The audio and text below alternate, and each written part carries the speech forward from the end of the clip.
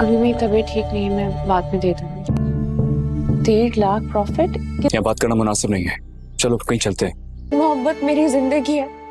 नहीं ताईजान, ये जुल्म है, ये तो आप जाती। मुझे खुदा के लिए अपने दिल से मत अरे यार इतनी जल्दी जल्दी में निकले, ध्यान ही नहीं रहा।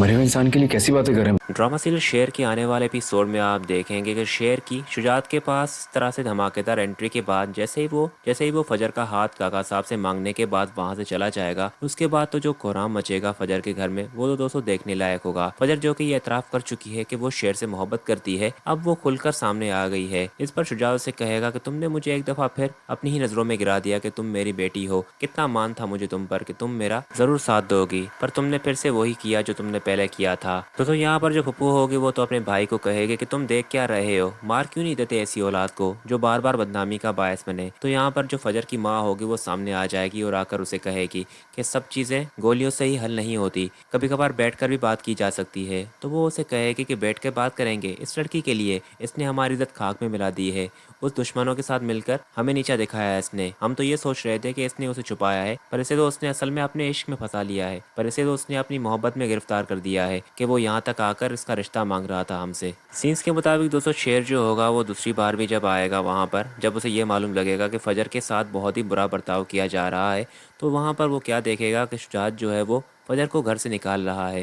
वो जैसे ही उसे धक्का देकर और घर से निकालेगा तो वो जाकर शेर के पास रुकेगी। शेर तो यहाँ पर फजर को इस हालत में देखकर बहुत ही इमोशनल सा हो जाएगा कि ये सब कुछ वो उसी के लिए सह रही है, और शेर का यूं संभालना फजर को सब घर। तो जो पप्पू होगी वो बाकी घर वालों को कहेगी कि देख लिया आपने, ये दुश्मनों के साथ मिल गई है। फजर तो सिर्फ अपने पापा से माफी ही मांग रही होगी कि मुझे माफ कर दे, पर उसका बाप उसे कहेगा कि तुम मेरे लिए आज के बाद मर गई हो। और फिर सीन्स के मुताबिक दोस्तों शेर जो है वो फजर को अपने साथ ले जाएगा, जहाँ पर तहमीना बेगम जब फजर को देखेगी तो शेर को कहेगी कि तुम यहाँ पर इसे क्यों लाए हो, क्या हुआ है। तो वो उसे कहेगा कि फिलहाल इसे आप अपने रूम में ले जाएं, मैं सब कुछ बताता हूँ आपको। तहमीना बेगम जो होगी दोस्तों फजर को अपने साथ ले जाएगी, तो वहाँ जाकर उसे पूछेगी कि क्या बात हुई है। तो वो वहाँ पर सब कुछ बता देगी कि वो अपने दिल के हाथों मजबूर है, बाबा मुझे कभी माफ नहीं करेंगे। वो तो तसल्ली भी दिलाएगी कि हम जाएंगे तुम्हारे बाबा से बात करेंगे, माँ बाप अपने बच्चों से काफी देर तक नाराज नहीं रह सकते। उसके बाद नेक्स्ट सीन में आप देखेंगे कि शेर के पास आएगी तहमीना और आकर उसे कहेगी कि फजर को तुम यहाँ पर तो ले आए हो, पर तुम जानते भी हो कि उसका यहाँ पर रहना भी ठीक नहीं है। इस तरह से तो बात मजीद खराब हो जाएगी। तो शेर उसे कहेगा कि फिर आप बताएं मैं क्या करता, उन लोगों की दुश्मनी खत्म होने का नाम ही नहीं ले रही, इस सब में फजर का क्या कसूर है आखिर, अगर उसने मेरी मदद की तो इस सब में उस बेचारी का तो कोई कसूर नहीं था,